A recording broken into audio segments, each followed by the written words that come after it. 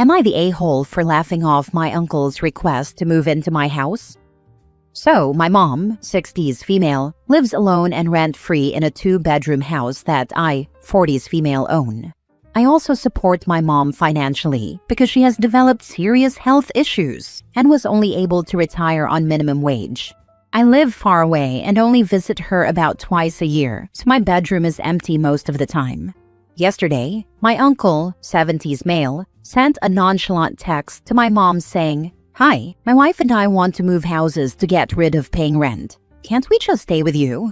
My mom had a legitimate panic attack and called to ask me for help. Now I always tell my mom it's her home and she decides what to do with it. But in this case, it was clear she didn't want her brother moving in and just couldn't handle the drama of denying him. So I contacted my uncle. I tried to be understanding of the situation, but he gave me nothing but the line, "I need my family support." I questioned how he and his wife couldn't live on their pensions. I asked if he had somehow accumulated too much debt, or if he was a victim of an elderly scam. I genuinely went into problem-solving mode because, from previous conversations, he should have been able to have a peaceful retirement. He basically said he wasn't asking for financial advice, he just needed to cut costs. And since my mom lives rent-free with all expenses paid, that would be the best situation for him and my aunt. I laughed. Honestly, I didn't mean to offend him. It was a knee-jerk reaction to the audacity of him expecting me to be his entire retirement plan. He hung up the call and sent me a text saying I was a cruel person because his only son died young and isn't here to support him in his time of need. To clarify, my cousin died in his 20s and was no contact with his father. My uncle was a deadbeat dad who never managed to provide for his family and always had financial issues. He abandoned his first wife and son to marry his current wife. They have been together for decades, and she has kids from her previous marriage. So I texted him and apologized for my reaction, and told him that while my cousin is unfortunately gone, his first call should have been to his stepchildren. I told him that my mom has her own life and that I am not rich. Yes, I am in a position to financially help my mom, but that comes at great personal sacrifice, and I cannot just add 2 more people to the mix. Nor should I have to. They are not my responsibility. Again, I was called cruel by my uncle. He then contacted more family members. My mom has 5 siblings, and they contacted me to tell me my uncle is devastated. None of them can help him. And they also understand why I won't, but they said I should have handled the situation better. How, I wonder? So, am I the a-hole for laughing and simply saying no to an outrageous request? Now for the top comments. Not the a-hole. The request was outrageous. Laughing at him obviously didn't resolve it in the most conflict-free way, but it did shut it down easily. See, I think I'm just an a-hole, because I'm sitting here questioning why OP apologized to the deadbeat uncle, who essentially said, "Hey, we don't feel like spending our money, so we're going to leech off you." Not the a-hole OP. I apologized for laughing. He found the laughing to be profoundly disrespectful.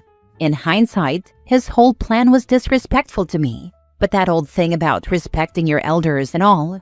Not the a-hole. Your mom obviously doesn't want him there. He also sounds selfish and has no right to call you cruel. Not the a-hole, but dude is going to turn up with suitcases. He better not. My mom will probably be frozen, but I will call the police, even from a distance. Not the a-hole. That's the most entitled thing I've ever heard. I think you even responded appropriately because that was a wild request. What did he expect you to say? He was actually convinced my mother was going to say yes. I think his belief stems from the fact that my mother helps him with hospital visits and calls him to remind him to take new medications, like antibiotics. My mom, although the younger sister, is kind of the problem solver for him. As for me, I do help my relatives whenever I can, but it's rarely asked. For instance, I bought medication for another uncle when he couldn't afford it. I helped a cousin pay a semester of college tuition when his loan fell through. If I am able, I help. Not only me, we all help each other, like the aunt who is a hairdresser and never charges family for haircuts, or when someone's house needs work and cousins get together to labor for free. We are a very tight family. I am just not a fool, and I believe that fact surprised him. Next story. Am I the a-hole for wanting my ex's daughter to stop calling me dad? I, 35 male, dated my ex, 32 female for 3 years when we were 28 and 25. She has a child, Amber, with her ex, who isn't involved in their lives. Amber was 2 when we started dating, so I was a big part of her life while she grew up, and she called me dad.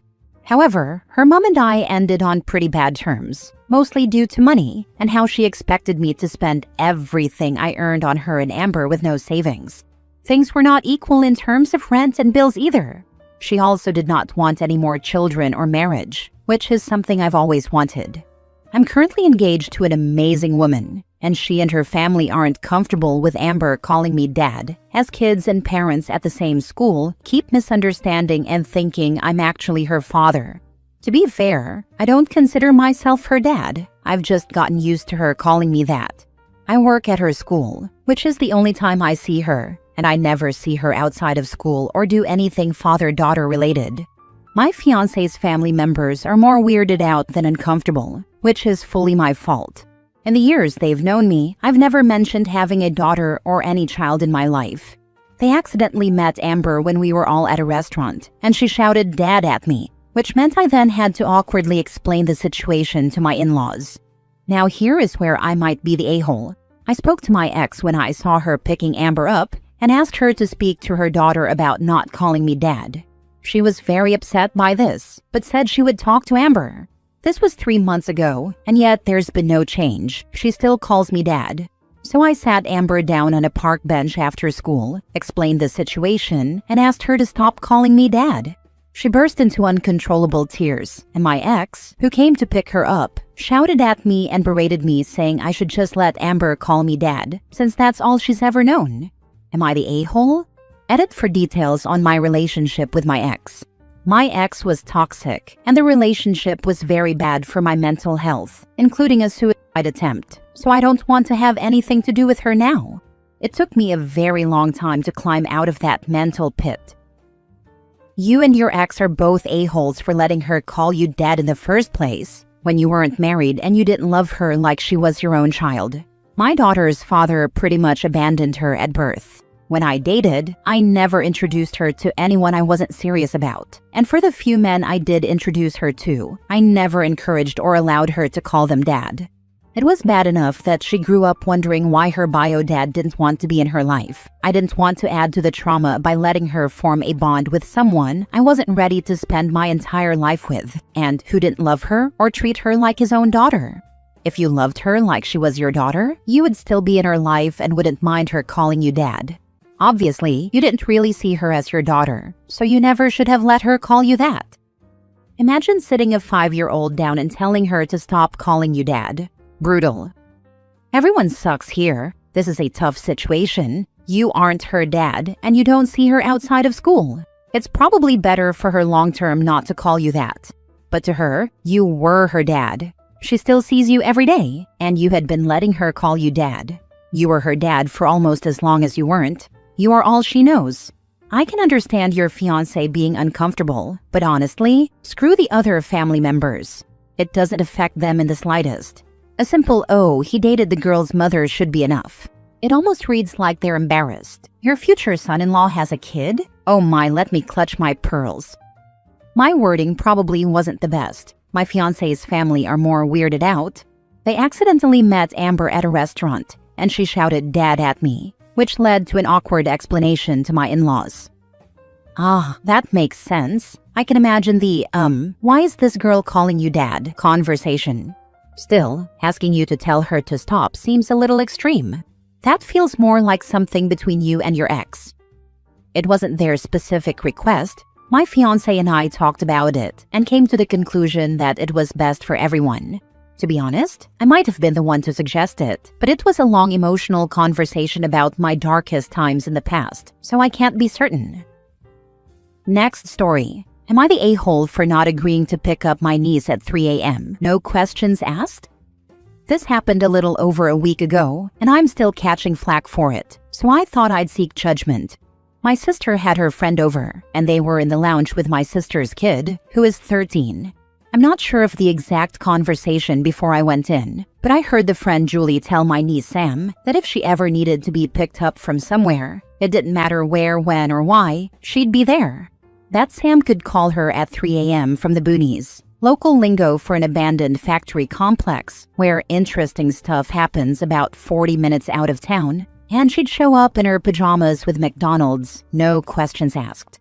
Sam thought this was amazing and was gushing praise at Julie, who said it was nothing and that anyone would do the same. They then seemed to notice I was there, and Julie asked me if I would do the same. I said no, and that seemed to stop everyone in their tracks. So I clarified that, yes, I would pick her up, but there would certainly be questions, and it would be crazy not to have questions. Sam said I wasn't allowed to ask questions, and that it was none of my business.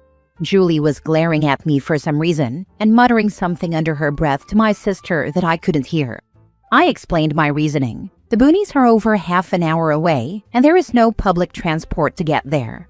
If Sam was at the boonies at 3 a.m. and discounting the fact that she shouldn't be there, she wouldn't have gone alone.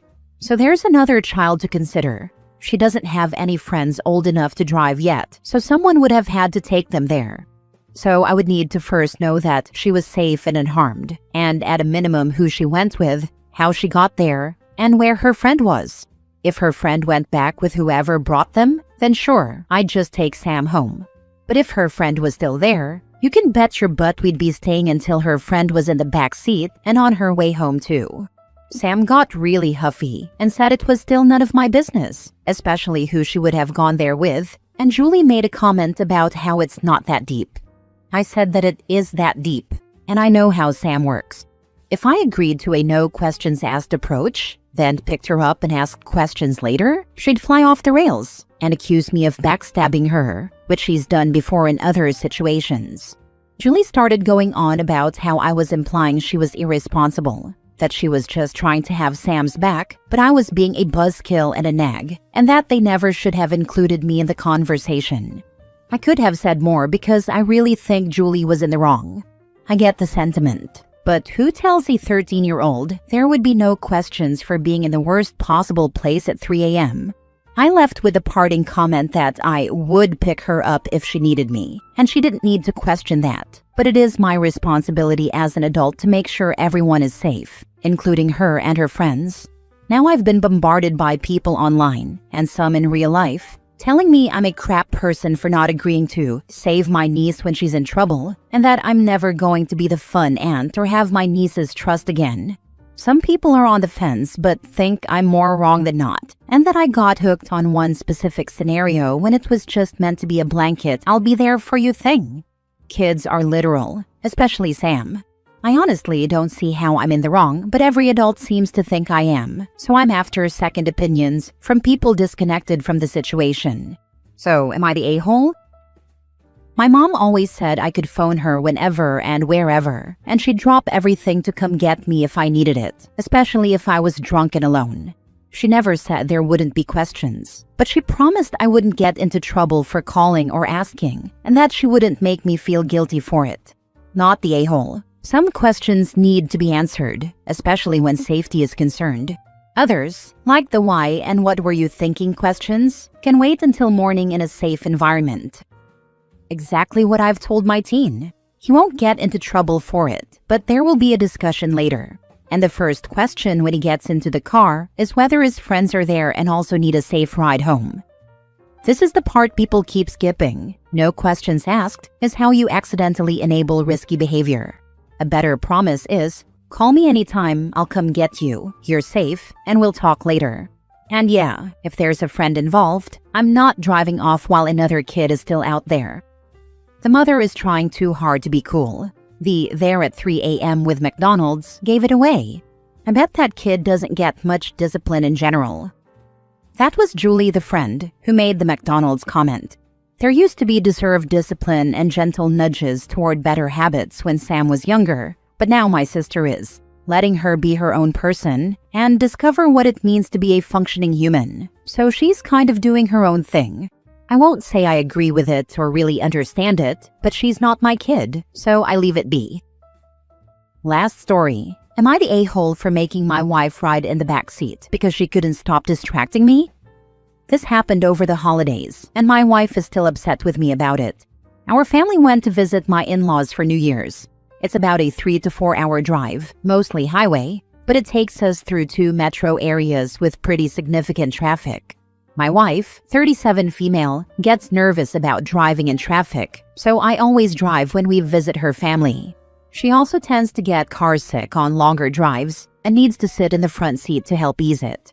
She has tried taking Dramamine in the past, but she's had an allergic reaction to it, so she doesn't take it anymore. I love my wife with all my heart, but she is not good at sitting shotgun. She makes huge reactions to any change in traffic, grabbing the handle, putting her hand on the dash, gasping, telling me to watch out, etc. It's not like I'm an aggressive or risky driver. I've never gotten a speeding ticket or been in an accident. But if there's a car half a mile ahead of us that puts on their brakes, she freaks out and acts like we're all about to die. It's incredibly distracting. I've talked to her multiple times about how her reactions actually make it more difficult for me to concentrate on driving, but she says she can't control herself because she's nervous in traffic. On the way to her family's place, she sat up front with me, and traffic was pretty bad. Lots of slowdowns due to weather conditions and, in general, just slow going. But I've been driving in cold weather my whole life and know how to control my speed and give lots of extra space to surrounding cars. I understand that you can't control anyone else on the road and that accidents happen, but I do everything in my control to keep my car and the people inside safe. The entire drive my wife was on edge, making all the reactions I mentioned. It's very distracting to have someone next to you doing that while you're driving. I mentioned this to my wife numerous times during the drive, and she always deflected blame onto me for the way I was driving. When we were getting ready to head home, I told my wife she needed to sit in the back, and our 14-year-old son would sit up front with me. I told her it was either that, or she could drive us home. She got upset with me and started giving excuses about her car sickness. I told her to take some NyQuil or something else to help her sleep, but she refused and told me I was being a jerk. I told her she could drive instead, and she refused that too. Eventually, she reluctantly got in the back seat with our 11-year-old daughter. The ride home was much easier traffic-wise, and my wife sat pretty much silent in the back seat the entire time, pouting. When we got home, she told me that she felt ill the entire drive, but didn't say anything because she didn't want to make a big deal out of anything. She told me I humiliated her by making her sit in the back and that I should be more considerate of her feelings. Your feelings matter, but you proved on the way home that you can control your actions, which is what I'm asking you to do. My request is not about feelings, but actions that make us unsafe. Unpopular opinion, you're the a-hole for treating her like a child in front of your children, not for asking her to sit in the back. It sounds like she wasn't given a chance to control her reactions first. Your reactions make it really hard for me to drive safely. If you're not able to control your reactions, it would help me a lot if you sit in the back. Then give her a chance to control herself, knowing ahead of time that you'll pull over so she can sit in the back if she doesn't. It sounds like this is something you've been dealing with for 15+ years. What was different this time? Kind of a last straw thing. I've tried talking to her multiple times and that's gotten nowhere. Like you said, 15+ years of this is plenty of chances for her to control herself. Not the a-hole. She just proved that she can control herself. It's a Christmas miracle.